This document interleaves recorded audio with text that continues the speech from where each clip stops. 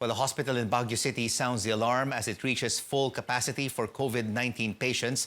The St. Louie University Hospital will no longer accommodate suspected and confirmed cases because its 20 isolation beds are all occupied. Baguio City has recorded over 2,800 infections so far. Let's hear more from Baguio City Mayor Benjamin Magalong. Mayor Magalong, maraming salamat po for joining us on The Final Word. Hi, Rico. Good evening. So, Mayor, please explain to us, bakit po umaakyat ang COVID-19 infection sa Baguio City? Okay, gusto ko lang klaruhin, Rico, no? Opo. Yung data kasi ng Department of Health, which was the basis of the Octa research, was about 3 weeks ago. 3 weeks ago, and it was, in fact, the University of the Philippines Resilient Institute came up with a different findings. But nonetheless, 3 weeks ago, about sometime in October, we had an outbreak. Yun ang doon sa aming 2 barangays, Slaughterhouse, and then one barangay we're in, 123 out of 200 policemen, contracted the disease, and this caused an outbreak. Almost 500 people got infected because of these 2 outbreaks. But we were able to contain. It took us about 1.5 months to contain this. And so bumababa na yung aming cases. Previously, about 3 weeks ago, we had an average of about 52 cases a day. Now, bumaba na, naging 32 na, nandun ka na sa level. In fact, today, na 14 cases na kami a day. And our R-naught is nandun sa range ng 0.5 to 9. Doon ang range na yun ng aming, 0.8 rather, 0.5 to 0.8, doon ang range namin because we have been computing it daily. So, bumababa na. Ang problema lang namin is our hospital. Because if you look at the number of our beds, kukunti lang ang beds namin dito it's about 170 plus lang total beds namin dito. And that covers 5 hospitals na. Ang problema rito ngayon is ang mga hospitals namin, many of our health workers got sick.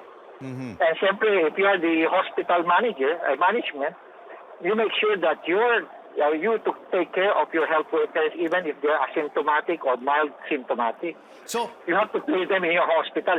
So the beds are being occupied by, many of our beds are being occupied by our health workers. So, Mayor, with a lot of your hospital beds now being occupied by potential COVID-19 infections, are you planning to tighten border controls and basically limit the number of people entering Baguio City?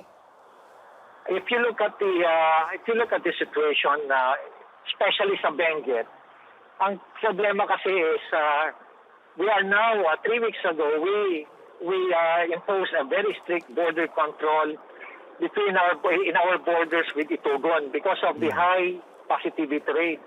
Noong November 4, 5, 6, we did expanded testing in municipalities of Benguet. Lumalabas ng Itugon has a positivity rate 10.8, habang ang Baguio is 1.66. So 3 weeks ago, hinigpitan namin. We just lifted the border control last week, last Sunday. So that caused a big reduction in our number of cases. And for the past 5 days now, bumababa na ngayon. Now, on Saturday rather, we will again reimpose a stricter border control naman sa La Trinidad, Sablan, Tuba, and Tublay. Kasi mataas din ang positivity rate nila. Tuba has a positivity rate of 4 point something. Ang La Trinidad has a positivity rate of about almost 3%. So, yun ang kinokontrol namin. But at the same time, we're doing our best to help Benguet increase their capacity. In fact, dinodonate na nga namin yung mga test kits namin. We almost produce about almost 12,000 test kits for them. Today, we again distributed another 3,000. Even our building sa Baguio, 80 beds, binigay namin sa kanya. We even added another 40 beds to them last Saturday.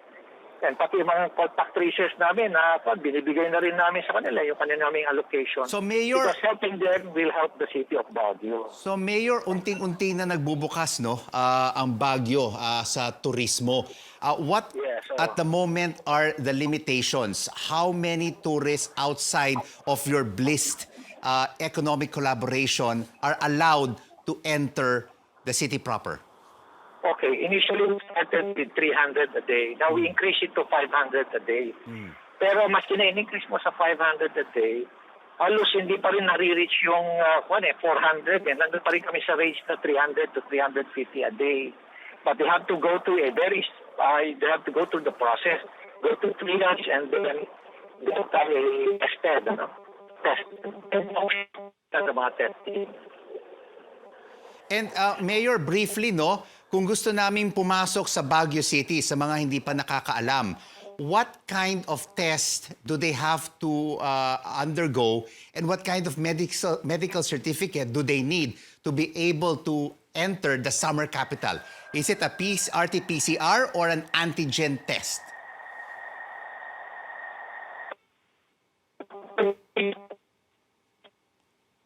Alright, mukhang nagkakaroon tayo ng connection problem with Mayor Benjamin Magalong. As we know, he is on his way to Baguio as we speak to attend meetings with key officials in Baguio City regarding the COVID-19 infections in the summer capital. Well, we would like to thank Mayor Magalong for spending his time with us on The Final Word.